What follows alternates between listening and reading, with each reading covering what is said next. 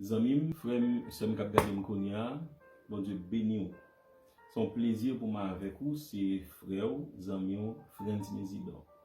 Merci parce que vous regardez la vidéo ça. Et merci tout parce que vous partagez la l'autre Zamio. Et merci parce que vous abonnez à la chaîne là qui permet de visualiser toutes les vidéos. Je ne sais pas si vous entendez ça. Mais moi, je entendez.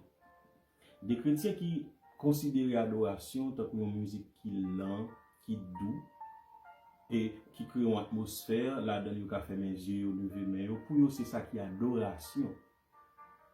Tandis que il y a l'autre qui croit, leur danser, ça c'est louange. Je ne sais pas si vous entendez ça. Mais moi, je content. Dans la vidéo, ça, nous allons établir la différence qui gagne entre louange et adoration. Quelle différence qui existait entre deux mots, ça, entre deux thèmes, ça? Dictionnaire biblique fait quoi? Définit la louange comme une expression de gratitude et de reconnaissance du cœur envers Dieu pour ce qu'il a fait. C'est donc une expression physique et vocale de l'appréciation sincère à Dieu pour toute cette bénédiction merveilleuse. Tandis que même dictionnaire biblique là, tout il définit l'adoration comme étant la plus haute forme de louange. L'adoration va au-delà de la pensée et des merveilleuses bénédictions de Dieu à notre égard. Adorer, selon le dictionnaire biblique, c'est d'exprimer de l'admiration pour Dieu lui-même, pour sa personne et ses attributs. Pas oublier, l'Ancien Testament, ce texte est rédigé en hébreu. Et pour cela, dans l'Ancien Testament, nous avons besoin de mots, ça, louange, adoration. Mais pour nous bien comprendre le sens, nous allons dans la racine mot, il y a plusieurs mots qui traduisent louange. Tout d'abord, le mot yada. Yada signifie main étendue. Lancer la main, louer avec la main étendue. Et dans la Bible, on est dans 2 Chroniques chapitre 20, verset 21, après, mot ça a utilisé le mot yada, qui traduit la louange. Non seulement le mot yada, il y a le mot zamar. Zamar qui signifie chanter, louer. Et Zamar utilise un pile pour parler de l'utilisation des instruments de musique dans la louange. Et dans Psaume 21, verset 13 à 14, on a joué le mot Zamar qui traduit la louange. Il y a aussi le mot halal qui utilise un pile dans les psaumes. Il signifie louer, il signifie briller, enthousiasme. Et c'est racine mot que nous utilisons en pile qui c'est Alléluia. Et sont utilisés en pile dans l'Ancien Testament, surtout dans les psaumes.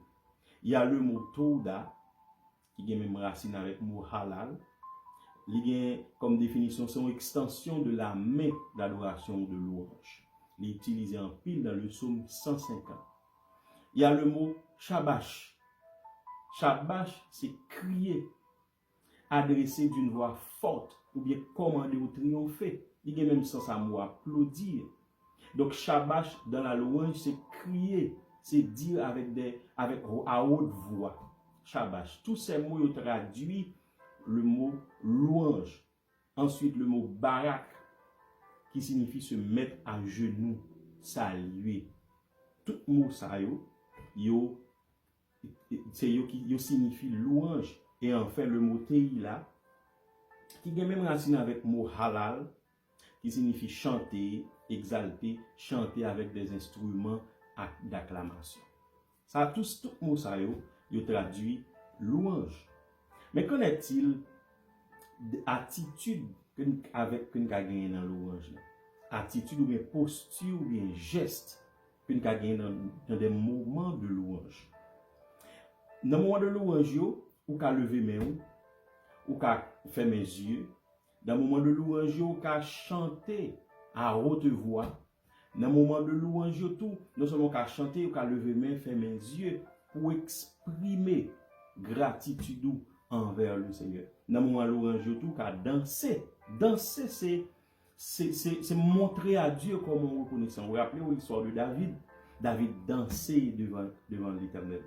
Dans le moment de louange, tout, qu'à mettre à genoux devant le Créateur du monde. Ou dans le moment louange tout, qu'à jouer instrument pour faire la gloire de Dieu. Ça, c'est louange. Mais qu'en est-il du mot adoration?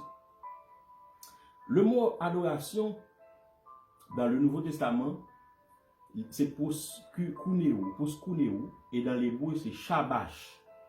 C'est signe de révérence face à un être supérieur. Se mettre dans une attitude de soumission, de prosternation devant lui pour lui obéir et lui rendre hommage. C'est ça le mot, c'est adorer. Et si nous avons fait ça, théologien relais, la loi de la première mention, nous allons regarder dans l'Ancien Testament, première fois que le mot adorer est utilisé. En Genèse chapitre 22, le verset 5, la Bible dit que bon Dieu demandait à Abraham pour lui offrir Isaac en sacrifice. Et dans chaque verset 5, là, Abraham dit, serviteur, restez là. Moi avec jeune homme, nous allons adorer. Mais pour nous comprendre le sens du mot adorer, en nous tournant dans verset 2, à côté, bon Dieu, passé Abraham l'ordre. Et verset plus bas, il montre que Abraham obéit à l'ordre bon Dieu. Donc, si vous bien comprendre le mot adoration, il implique deux bagages qui est indispensable pour nous-mêmes chrétiens. Il implique tout d'abord obéissance, il implique sacrifice. Donc, adorer, c'est vrai, ce n'est pas notre sujet pour aujourd'hui. Mais si vous bien comprenez le mot adorer, vous voyez rapidement qu'il n'y a pas un jour spécial d'adoration. Tant qu'on peut, nous voulons faire quoi ça? Parce que l'adoration, c'est un état permanent. C'est un état permanent au chrétien. Ou pas adorer un jour, mais on adore toute la vie. Parce que vie, il doit appartenir à bon Dieu. Donc, on peut adorer son monde qui obéissant à la parole de Dieu. Louer, c'est quoi? Louer, c'est parler de bien de Dieu. Louer Dieu, c'est parler de bien de Dieu. C'est d'exprimer de l'admiration pour Dieu. Louer Dieu, c'est le complimenter. Louer Dieu, c'est faire éloge pour bon Dieu. Louer bon Dieu, c'est féliciter, applaudir, exalter, parler de bien de bon Dieu. Un chrétien qui a loué bon Dieu, c'est un chrétien qui, par exemple, suspend, fait des gestes, des actes de louange, soit parler de bien de Dieu, lever mes faire mes yeux dans le moment quoi pas adorer bon Dieu, montrer publiquement que vous adorez un être supérieur. Donc louer a un rapport avec ça qui est physique. Tandis que adorer c'est plus profond parce que adorer c'est avoir un sentiment de respect. Un sentiment de respect. Un chrétien qui conscient qu'ils sont adorateurs, il ne pas dans n'importe bagaille parce qu'il respecte mon Dieu. Adorer, c'est d'exprimer de la révérence. Un chrétien qui est conscient qu'ils sont adorateurs, il a une révérence pour nous, bon Dieu. D'estimer de la valeur, et l'autre signification, c'est céder la place à Dieu. Un vrai adorateur, ce n'est pas un monde qui prend des décisions pour tête, mais c'est un monde qui quitte bon Dieu décidé pour lui. Donc, adorer Dieu, c'est lui céder la première place. Adorer bon Dieu, son attitude de cœur, son style de vie. L'adoration, c'est son style de vie. L'adoration, son profonde méditation sur la valeur et la grandeur de Dieu. Mes frères et sœurs, différence entre adoration et louange. Louange, c'est ça nous fait chaque jour dans notre culture. Mais l'adoration, c'est plus profond. Adoration, c'est donner à Dieu la première place. Et l'adoration, c'est un état permanent. Pas jamais oublier ça. L'adoration, c'est un état permanent. Donc, c'est où adorer bon Dieu pour toute la vie.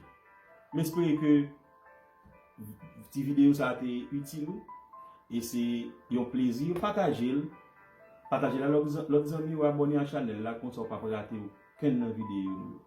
Que le Seigneur vous bénisse. À la prochaine.